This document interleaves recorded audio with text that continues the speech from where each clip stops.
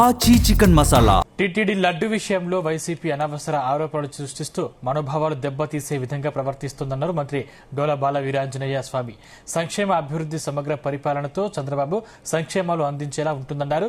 వికలాంగుల పెన్షన్పై AP budget నిధులు విడుదల చేయడం గొప్ప విషయమంటున్న మంత్రి డోలా వీరాంజనేయులు స్వామితో మా ప్రతినిధి సుమలత ఫేస్ టు ఫేస్.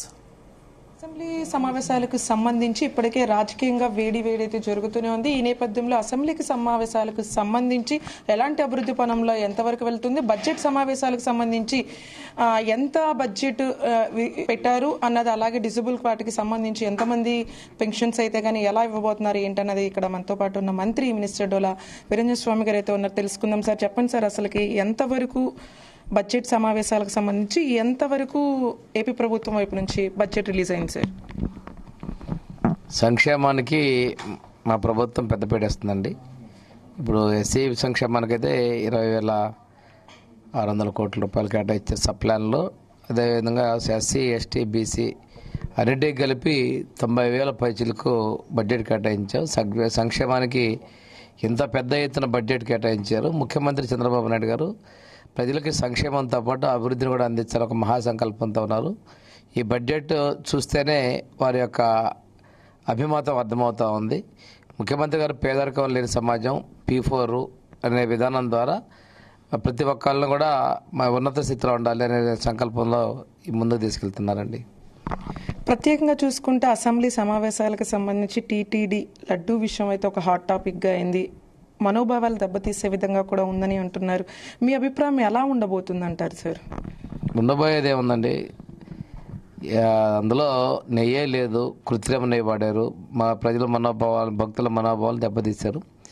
ఆనాటి చైర్మన్ అంగీకరించారు, కానీ ఆనాటి ముఖ్యమంత్రి చైర్మన్ వాళ్ళ వదిన కొడుకు అయినటువంటి జగన్మోహన్ రెడ్డి లేదంటారు. అంటే వాళ్ళే విరుద్ధ ప్రకటనలు అంగీకరించారు. ఈరోజు సుప్రీంకోర్టులో కూడా మేము వేసినటువంటి కమిషన్ ఆఫ్ ఎంక్వైరీస్ని కూడా సుప్రీంకోర్టు సపోర్ట్ చేసింది. దీని ప్రకారం ముందుకెళ్తాం. సిట్లో కూడా కల్తీ ఇది యానిమల్ ఫ్యాట్ అవశేషాలు ఉన్న రిపోర్ట్స్ ఉన్నాయి. ఇవన్నీ కూడా వాస్తవం. వైసీపీ నేతలు వీటికి సంబంధించి కూడా అయితే ప్రతిసారి అయితే శాసన మండలిలో వైపు నుంచి కూడా దీని మీద తరతపై తీసే విధంగా అయితే మాట్లాడుతున్నారు. దీనికి శాశ్వత పరిష్కారం ఉండే విధంగా ఎలాంటి చర్యలు తీసుకోబోతున్నారంటారు సార్? జగన్మోహన్ రెడ్డి గారు వాళ్ళకి అసెంబ్లీలో పెట్టారు, మనకి బలం ఉన్న కాడ గోల్ చేద్దాం, లేని కాడ మానేద్దాం అని చెప్పేసి. అదే చిత్తశుద్ధి ఉంటే రెండో వైపు సభకు ఎందుకు రాలేదు? మేము 23 మంది ఉన్నప్పుడు సభకు వచ్చాం, మీరు ఎందుకు రాలేకపోతున్నారు? మీరు ఇదంతా కాదు, దేవుడిని కూడా రాజకీయాల్లోకి వాడుతున్నారు. వెంకటేశ్వర స్వామి పట్టాలు తీసుకొని వచ్చారు, ఆ సభలోకి రాకూడదు, వచ్చారు, చెప్పులు వేసుకొని వచ్చారు, ఇసిరి పడేశారు. ఏదో ఒకటి ఉండాలి అనే ప్రయత్నాలు చేస్తున్నారు తప్పితే ఇందులో కూడా వాస్తవాలు వాళ్ళు అంగీకరించలేక ఎదురుదాడి చేద్దామనే విధంగా అనుకుంటున్నారు. ఎన్ని చేసినప్పుడు కూడా ప్రజలు మిమ్మల్ని నమ్మే పరిస్థితి లేదు, ప్రజలు చిత్కరిస్తున్నారు. జగన్ కూడా చెప్తున్నారు మళ్ళీ నా అధికారం వస్తుంది, ప్రతి ఒక్కరికి సినిమా చూపిస్తానంటూ కూడా డైలాగ్స్ చెప్తున్నారు. దాని మీద మీరేం చెప్తారు సార్? సినిమా ఆల్రెడీ చూపించాడు 2019-20 మధ్యలో. ప్రజలు చూసి విసిగిపోయారు. అప్పుడు 30 ఏళ్ళు అనుకున్నాడు, అది ఆ రోజున మాట.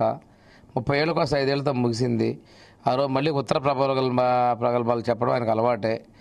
ఇందువల్ల ఏదో ఊరి జరుగుతుంది అనుకుంటే కాదు, నీ వెనకున్నటువంటి కార్యకర్తలు నేను విడిచి వెళ్ళకూడదని చెప్పి ఒక నమ్మకం కలిగించాలనే ప్రయత్నం చేస్తున్నావు తప్పితే నీకు మేము చేసేటువంటి పరిపాలన వల్ల ప్రజలు సంతృప్తికరంగా ఉన్నారు. ప్రభుత్వం ప్రజలకు సంక్షేమ పథకాలు అందే విధంగా దిశలో ఎప్పుడు ఉంటుందని అంటున్నారు. టీటీడీకి సంబంధించి ఏదైతే ఉందో లడ్డు విషయంపై మనోభావాలు దెబ్బతీసే విధంగా అయితే వ్యవహరిస్తున్నారు వైసీపీ నేతలని అంటున్నారు. దీనికి సిట్ అధికారులకు కూడా నివేదిక అయితే ఇవ్వడం జరిగింది. దీనిపైన క్షుణ్ణంగా పరిశీలించి ఎవరైతే ఉన్నారో వారికి అయితే కఠినమైన శిక్షలు ఉంటాయంటూ కూడా మినిస్టర్ డోలా బాల వీరాంజనేయ స్వామి చెప్తున్న పరిస్థితి నెలకొంది. కెమెరామెన్ నాగేంద్రతో సుమోపేందర్, జీ తెలుగు న్యూస్, విజయవాడ.